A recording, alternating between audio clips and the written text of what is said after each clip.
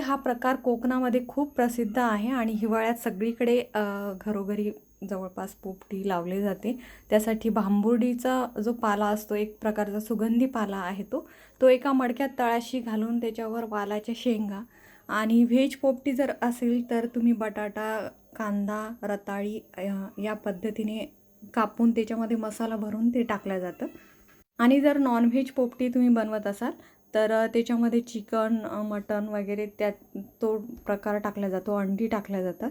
पण इथे व्हेज पोपटी लावतोय तर एक लेअर शेंगांचा, नंतर बटाटे, कांदा, रताळी वगैरे घातली आणि पुन्हा थोडंसं मीठ पेरून पुन्हा त्याच्यावर दुसरा लेअर लावून घ्यायचा. या पद्धतीने हे केलं जातं. भांबुर्डीचा पाला जो असतो तो एक सुगंधी पाला आहे. त्याच्यामुळे त्याची जी सुगंध आहे त्या शेंगांना छान लागतो. तर हे सगळे आता या पद्धतीने जेवढं बसेल तेवढं बसून घ्यायचं आहे आणि जाडं मीठ आहे ते मीठ वरतून आपण टाकून घेतो आहे. मडकं समजा किंवा माठ तुमच्याकडे नसेल तर तांब्याच्या भांड्यातसुद्धा ही पोपटी लावल्या जाते. इथे आम्ही मडक्यामध्ये लावतो आहे. थोडासा ओवा घालतो आहे. ओव्याने अजून त्याच्यामध्ये जो सुगंध आहे तो त्याचा सगळीकडे पसरेल.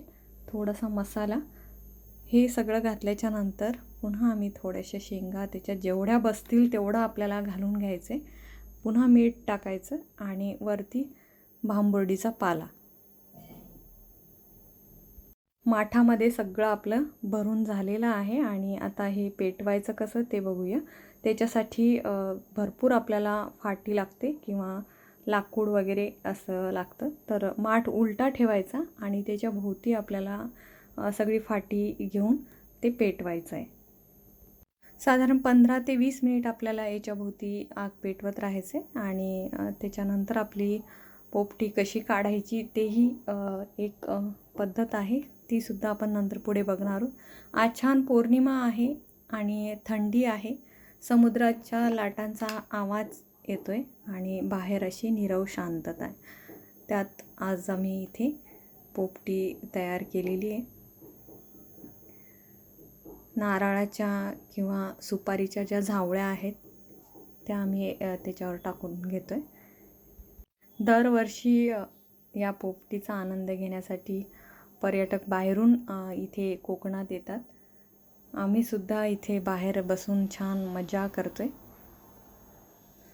आता इथे 15 ते 20 मिनिट झालेले आहेत आणि आज आपला माठ आहे तो असा शाबूत तेथे उपडा असलेला आहे. तर त्याला 10-15 मिनिट आपण थोडंसं त्याच्यामध्येच ठेवणार आहोत.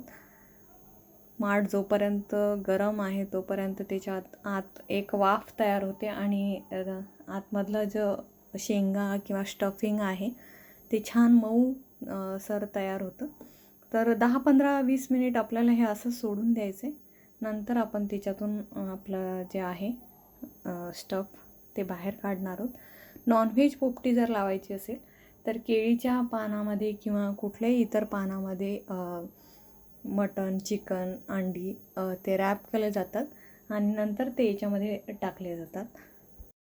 छान सगळीकडे सुगंध पसरलेला आहे. आता 15-20 मिनिट झाले आणि आता आपण त्याला भांबुर्डीचा पाला वेगळा काढून घ्यायचा आहे आणि एका पेपरवर आम्ही हे सगळं ओतणार आहोत. ज्या पद्धतीने इतर भागांमध्ये, महाराष्ट्रात इतर भागांमध्ये हुरडा केला जातो तसाच हा प्रकार आहे हिवाळ्यात बनवला जाणारा. फक्त ह्या शेंगा असल्यामुळे आपण ह्या डायरेक्ट न भाजता ह्या एखाद्या माठात किंवा मडक्यात टाकून भाजल्या जातात. अतिशय सुंदर चवीला लागणारा हा प्रकार आहे. तुम्ही वेगळ्या शेंगांचा एखाद्या वेळेस ट्राय करायला हरकत नाही. कदाचित वाटाण्याच्या शेंगांची सुद्धा ही पोपटी होईल असं मला वाटतं. तर करून बघायला हरकत नाही. वालाच्या शेंगांचं साल थोडी जाड असते त्याच्यामुळे भरपूर 15 ते 20 मिनिट आपण आगीमध्ये ठेवतो त्याला. तर जर वाटाण्याचा लावला तर कदाचित 10-15 मिनिटातसुद्धा ते होईल.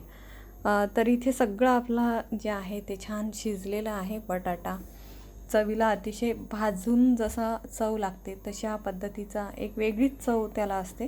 कांदासुद्धा हा कांदा न आवडणारेसुद्धा कांदा खातील इतका तो चवीला गोड, तिखट, खारट असं सगळ्या चवी त्याच्यात लागतात. तर तुम्ही कधी पोपटीचा आस्वाद घेतलेला असेल तर मला कमेंटमध्ये नक्की कळवा आणि तुमच्याकडे कशा पद्धतीने पोपटी लावल्या जाते ते सुद्धा कळवा. थोडासा मीठ मसाला आम्ही वरतूनसुद्धा टाकून घेतो आहे बटाट्यावर आणि अतिशय सुंदर लागते चव. सांगूच शकत नाही शब्दामध्ये, इतकी त्याची छान चव लागते. तर चॅनलवर नवीन असाल आणि अजून चॅनल सबस्क्राईब केलं नसेल तर प्लीज चॅनलला सबस्क्राईब करा आणि बेल आयकॉनला सुद्धा प्रेस करा. भेटूया पुढच्या व्हिडिओमध्ये. धन्यवाद.